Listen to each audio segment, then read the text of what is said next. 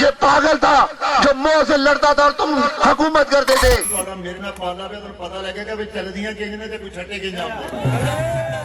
جہاں ایک ہی گروپ ہے وہ ہے چودھری عبد المالک کا مشن کا گروپ. اسے 1998 میں انسداد دہشت گردی کی عدالت نے سزائے موت سنا دی. پورے پنجاب میں کوہرام مچ گیا. کوٹلہ کے ہر گھر میں چیخو پکار تھی کہ عابد رضا کو سزائے موت ہو گئی ہے. 5 سال بعد 2003 میں اس پر الزام لگایا گیا کہ اس نے امجد فاروقی کے ساتھ مل کے مشرف جو کہ اس وقت ملک کے صدر تھے ان کو قتل کرنے کی کوشش کی ہے. لیکن بعد میں یہ الزام ہی رہا اور یہ افواہ بن گئی. کہا گیا کہ اس کے انتہا پسند تنظیموں کے ساتھ روابط ہیں لیکن پھر بھی اسے سزائے موت نہ ہو سکی. ایک سفید پوش چودھری کے ہاں 2 ستمبر 1972 کو چودھری عابد رضا کی پیدائش ہوئی. جب ان کے والد کو غلط فہمی کی بنا پر قتل کر دیا گیا